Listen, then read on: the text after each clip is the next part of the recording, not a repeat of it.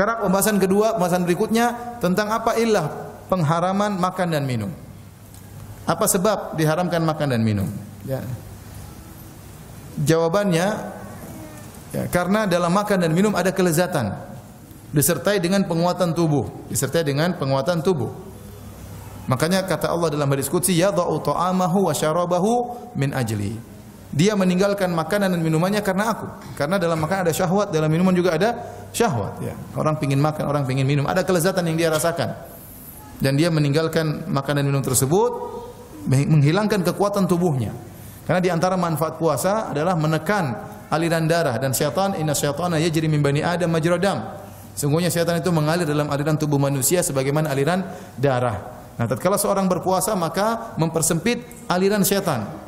Sehingga dia terjauhkan dari syahwat. Syahwatnya tidak bergelora, ya, tidak berkobar-kobar sebagaimana kalau dia dalam kondisi kenyang. Oleh karenanya para ulama mengatakan ilahnya yang benar dilarang makan dan minum karena memakan makanan yang makan dan minuman tersebut ada nilai kelezatannya dan ada nilai penguatan apa? Tubuh. Dan tidak bisa jadi demikian kecuali dia masuk dalam apa? Dalam lambung. Ya. Makanan masuk di lambung kemudian diolah menjadi apa? Energi. Kenapa saya sampaikan ini? Karena ada khilaf di kalangan para ulama tentang apa sebabnya kenapa makan minum diharamkan. Ada sebagian ulama mengatakan, pokoknya kalau masuk dalam lubang, ada beberapa pendapat. Ya. Kalau ada yang masuk dalam lubang tubuh, ya, maka membatalkan puasa. Membatalkan puasa. Ya. Apakah masuk melalui mulut? Apakah masuk melalui perut? Apakah masuk melalui belakang? Kalau masuk dalam anggota, dalam rongga tubuh, maka batal. Mereka yang membatalkan puasa adalah sesuatu yang asing masuk dalam anggota, dalam rongga tubuh. Ini pendapat sebagian ulama, ya. Ya. Namun Allah alam bisawab, yang benar, yang batalkan puasa, Allah menamakan yang batalkan puasa itu makan dan minum. Makan dan minum. Ya. Artinya kalau ada orang misalnya, taruhlah waktu dia puasa dia makan paku, batal nggak puasanya? Ini dibahas oleh para ulama. Kalau dia makan paku, batal puasa tidak? Tidak, kan itu bukan makanan, bukan juga apa? Minuman, tidak ada kelezatan di situ. Itu orang bahlul, orang goblok. Contohnya kuda lumping puasa. Makan beling, batal nggak puasanya? Jadi kalau seandainya ada batu dia makan, ya, maka yang benar tidak membatalkan puasa. Tapi ngapain dia makan batu? Ya. Ini ya, jadi yang benar yang batalkan puasa adalah makan dan minum yang masuk dalam tubuh kemudian terolah di lambung kemudian menjadi gizi untuk menguatkan tubuh, ya. Karena sebagian orang berlebih-lebihan, ya, dia menganggap semua lubang dalam tubuh kalau ada kemasukan sesuatu dengan sengaja maka batal puasanya.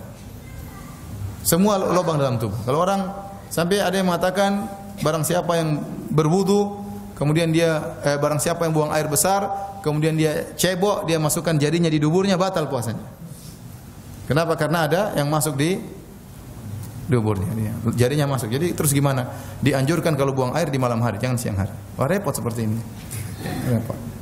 Kemudian orang awam juga berlebihan. Ada yang mengatakan bahwasanya kalau ngorek-ngorek isi telinga juga batal. Kenapa? Jari masuk dalam rongga apa? Rongga tubuh. Ini tidak benar, ya.